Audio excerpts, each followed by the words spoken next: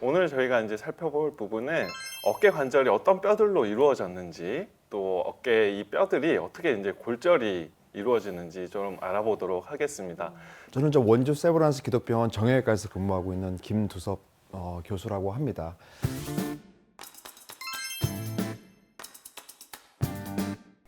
교수님 또 다른 사례들도 좀 궁금한데요. 네. 이 환자분은 77세 남자분입니다. 그러니까 농부이시고요. 네. 사실은 이제 농부이신 분들은 요즘에 은퇴가 없잖아요. 그러니까 네. 계속 일을 하셔야 돼요. 이 환자분 같은 경우는 다치시면서 팔이 좀 빠졌어요. 이게 사진에서 보시는 것처럼 그 상완 골두가 그 어깨 앞쪽, 아래쪽으로 이제 탈구가 되면서 뼈가 부러졌죠. 그리고 그림에서 보시는 것처럼 대결절하고 그다음에 상완 골두랑 그쪽 주변이 이제 굉장히 많이 부서진 그런 경우가 되겠습니다. 네. 이런 경우 우리 김 교수님 같은 경우는 치료를 어떻게 하시면 좋을까요? 갑자기 시험 시험 보나요? 보는 분. 네. 이게 잘 대답하셔야 저만 합니다. 시험해 볼 수는 없으니까 실제로 시험 봐야 될 것 같습니다. 저는 더 빠져 있는 음흠. 골절을 그 앞으로 그 상완 골두를 일단 이제 우리 리덕션을 시킨다고 하죠. 제자리에다가 붙이고 그 다음에 이제 대결절을, 이분이 남자 하시니까 그래도 어느 정도 뼈가 그래도 농부시고 하다 보니까 뼈 질이 이제 좋으실 거라고 생각을 하고 일단은 잘 모아가지고 우리 그 철판이라고 그러죠. 플레이트 대고 이제 스크류 넣는 수술을 시도는 해볼 것 같습니다. 그러면 여자면 달라질까요? 여성분들은 77세시고 뭐 일을 액티브하게 안 하시고 하시는 분들은 사실 골질이 조금 많이 안 좋으신 분들도 있으셔서, 그런 경우에는 이제 굳이 이제 플레이트를 하자고 하면은 그 안에다가 이제 뼈를 덧대는 수술을 해서 하든지, 아니면은 모았는데 이게 이제 픽세이션이라고 그러죠. 이게 스크류가 잘 안 들어갈 것 같다. 그러면 인공관절도 좀 고려를 해볼 수 있을 것 같습니다. 잠깐 네. 교수님 오늘 MC로서 우리 김종우 네. 교수님이 자질이 있을까요? 근데 굉장히 훌륭하십니다. 이게 굉장히 객관적으로도 굉장히 맞는 말씀 많이 해주셨고요. 제가 할 때는 농사일을 못하면 나 굶어 죽는데 너가 책임질 거냐. 내가 나이는 많지만 계속적으로 일을 해야 되고 나도 내 가족을 건사해야 되기 때문에 수술을 인공관절 말고 뼈를 맞추는 수술을 해달라라고 저한테 이제 말씀을 주셨습니다. 그러니까 모든 거에는 특히 정형외과 분야에서는 정답이 꼭 있는 건 아니에요. 그래서 저희가 꼭 환자들하고 어떤 술기를 정할 때 그 술기의 장점과 단점을 반드시 말씀드리고, 그리고 수술을 하게 되면 분명히 치료 비용이 발생하거든요. 또 거기에 대해서는 좀 충분하게 저희가 이제 설명하는 과정을 거치는 것이 굉장히 중요할 것 같습니다. 그래서 이 환자분 같은 경우는 제가 생각할 때는 정답이 인공관절 치환술이라고 생각했지만 환자가 생각하는 정답은 그것이 아니기 때문에 환자가 생각하는 쪽으로 이제 맞춰주기로 이제 했습니다. 네. 이제 수술하기 전에 저희가 항상 수술 계획을 세워야 되거든요. 수술 계획을 세울 때 엑스레이도 찍지만 이 환자 같은 경우는 CT를 찍어야 된다고 판단을 했습니다. 왜냐하면 뼈를 맞추기 위해서는 어떤 순서로 할 건지를 저희가 수술하기 전에 미리 계획을 세워야 되기 때문에 CT 스캔을 찍는 것이 가장 중요하다고 판단을 했습니다. 그래서 저희가 이제 CT 스캔을 찍었고, 그 다음에 저희 이제 수술팀에서 이제 이걸 보면서 어떻게 할까 이제 고민을 하면서 결정을 했습니다. 그리고 이제 환자분한테도 수술 과정에 대해서 자세히 설명은 드리지 않았지만 하고 나서 어떤 결과를 얻을 거라는 것은 저희가 이제 미리 설명을 드리고 저희가 이제 수술을 진행한 경우가 되겠습니다. 같은 연관된 그 환자가 되겠는데, 이분이 이제 73세 여자분인데 낙상 사고 때문에 이제 거의 같죠. 아까 전에 봤던 환자와 같은 패턴으로 이제 부러져서 수술은 열심히 했습니다. 했는데 하고 나서 한 1년 정도 지나고 보니까 아까 전에 말씀드린 대로 무혈성 괴사가 이제 진행이 됐죠. 그리고 무혈성 괴사가 오다 보니까 제가 수술 중간에 삽입했던 그 나사가 관절면을 침범하면서 굉장히 많은 통증을 유발을 하게 됐습니다. 그래서 저희가 이제 금속판을 다 제거를 했어요. 하고 나서 맨 마지막 사진을 보시면 이제 이미 관절염도 많이 오고 무혈성 괴사도 많이 진행돼서 통증이 굉장히 있긴 합니다. 지금 현재는 이제 진행만 하다 그러니까 일단 뭐 좀 지켜보고 있는 상태가 되겠습니다. 외상으로 오시는 분들도 많으신데 또 이제 스포츠 활동 하시는 분들도 많이 보시지 않습니까? 아, 네. 네, 또 네. 스포츠 손상에 대한 케이스 혹시 기억에 남는 케이스나 있으신지? 뭐 엘리트 선수들을 좀 많이 예. 보니까요. 어이없게 다치는 경우가 많아요. 얼마 전에 20대 초반의 여성이었는데 그분은 이제 투포한 선수였어요. 굉장히 무거운 이제 물건을 던지는 분인데 갑자기 던지다가 뚝 소리가 난 거예요. 아.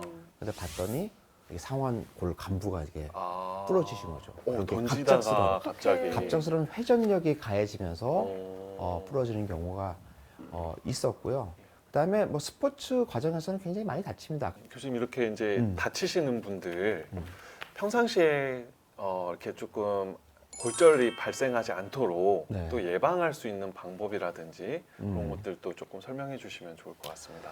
제가 항상 이제 입으로 찰하는 얘기가 있는데 네. 환자 보면서 살 빼라 라는 얘기를 많이 하거든요. 아, 사실은 스포츠 손상이나 외상 같은 경우는 직접적으로 뭔가 우리 몸에 손상을 주기 때문에 다치는 건데 일상생활에서 발생하는 경우가 꽤 많이 있어요. 특히 체중 관리가 잘 안 되시는 분들 같은 경우는 좀 걷다가 보면 쉽게 넘어지기도 하고 또 그리고 신경 반응 속도가 굉장히 떨어져 있는 분들이 많이 있습니다. 그래서 그런 분들은 저희가 이제 체중 감량도 많이 말씀을 드리고 또 그런 분들 중에서는 또 뼈가 많이 약해져 있는 그렇죠. 경우가 많이 있어요. 뼈 건강이 좀 안 좋다고 우리가 얘기하는데 그런 분들 같은 경우는 이제 골밀도 검사를 통해서 또 환자분이 또 어떤 상태에 있는지 뭐 그런 것도 확인하는 과정도 많이 필요할 것 같고 저는 사실은 어떤 운동하다가 다치는 것 때문에 운동을 하지 말라는 얘기는 안 하고요. 아무래도 좀 연로하신 분들 중에서는 그 햇빛을 많이 안 쬐시는 분들이 있거든요. 또 그런 분들한테는 야외 활동도 많이 하도록 좀 권하고 있고 사람 보고 이제 좀 말씀을 좀 많이 드립니다. 그렇다면 교수님 수술을 하고 난 다음에 일상으로 회복은 보통 어느 정도의 기간으로 보세요? 굉장히 어려운 질문이고요. 또 사람마다 또 환자들마다 또 손상 기전에 따라서 좀 많이 다를 것 같아요. 뭐 저는 일단은 4주에서 8주 이후, 그다음에 12주 이렇게 나눠서 얘기를 좀 많이 드리는데 예를 들어서 단순 골절이면서 뭐 골질이 굉장히 좋고 또 수술이 굉장히 잘 됐다. 뭐 이런 분들이야 당연히 빨리 복귀가 가능할 것 같아요. 예를 들어서 일상생활 같은 경우는 당연히 6주 이후면 가능할 것 같고 그다음에 추적 검사를 하면서 뼈가 잘 붙어 간다. 그러면 12주 되면 어느 정도 직장으로의 복귀도 가능하지 않을까 싶고요. 만약에 이제 연세도 좀 많고 골다공증도 있고 또 수술이 좀 우리가 만족스럽지 않게 됐다. 또 그런 분들은 사실은 재활치료를 빨리 하는 게 중요한 건 아니거든요. 그래서 일단 골 유압이 된 다음에 어떤 재활치료를 좀 진행을 해야 되기 때문에 케이스 바이 케이스로 진행을 합니다. 교수님 환자분들이 이제 외래에 오시면 응급실에 네. 오시면은 골절입니다 이렇게 말씀드리면 이거 수술해야 되나요? 꼭 수술해야 되나요? 예, 수술을 안 하면 안 되나요? 이렇게 항상 꼭 물어보시지 않습니까? 네, 그래서 네, 네. 교수님 수술하시는 분들하고 수술하지 않으시는 분들하고 어떻게 이제 결정을 하시는지. 굉장히 좀 어려운 질문이긴 합니다. 그러니까 뭐 예를 들어서 가장 흔한 뭐 쇄골골절을 예를 들면 사실은 뼈를 딱 맞춰주는 게 사실은 제일 좋다고 저는 생각해요. 근데 하지만 수술의 금기증에 해당되는 사람들, 예를 들어서 만성 질환이 있는 분들, 그다음에 골다공증이 너무 심하신 분들, 그다음에 연세가 좀 많이 있어서 마취의 위험도가 높은 분들, 이런 분들은 당연히 수술을 좀 안 하는 게 좋을 것 같고요. 또 젊으신 분들 같은 경우, 그다음에 액티비티가 굉장히 높으신 분들, 그리고 전이가 생각보다 좀 많으신 분들, 그리고 골절이 됐는데 개방성 골절이 있다. 그러면 사실은 그런 나이에 관계없이 해야 될 것 같습니다. 네. 굉장히 좀 위험한 상태이기 때문에 그런 경우는 이제 저희가 이제 수술을 권하고요. 물론 이제 아까 말씀드린 대로 모든 수술은 장단점이 있습니다. 그래서 수술을 할지 말지가 사실 제일 중요하기 때문에 더 환자 그리고 그 환자분들의 보호자들 한테 저희 수술에 대해서 그다음에 보존적 치료에 대해서 장단점을 말씀드리고 또 거기에 따라서 저희가 맞춰서 해드리고 있습니다. 교수님 이게 보존적 치료를 하시거나 아니면 수술이 이제 잘 됐는데도 나중에 이제 간혹 가다가 이제 불류압이 되시는 분들도 있는데 그런 경우에는 또 환자분들께 또 어떻게 말씀을 하시고 또 어떻게 처치를 하시는지도 궁금합니다. 굉장히 어려운 질문이죠. 사실은 이제 환자분들이 일단 내 뼈가 안 붙었다고 얘기하면 예. 일단 먼저 환자분들은 의사를 의심하게 되죠. 대개는 뼈가 안 붙는 분들은 그 이유가 있습니다. 예를 들어서 골다공증이 너무 심하다든지 이미 다쳤을 때 그 다친 부위의 복합도가 너무 좀 중증도가 너무 심하신 분들, 또 그런 분들은 어쩔 수 없이 발생하는 경우가 있거든요. 근데 예를 들어서 불류압이 발생했더라도 일상생활에 문제가 없거나 액티비티가 높지 않거나 그런 분들 같은 경우는 사실 좀 더 끌고 가봅니다. 하지만 액티비티를 많이 요하는 직업을 갖고 있는 분들 같은 경우는 사실은 이제 수술을 좀 고민을 좀 해봐야 되고 좀 적극적으로 환자한테 설명을 드리고 하고 있습니다.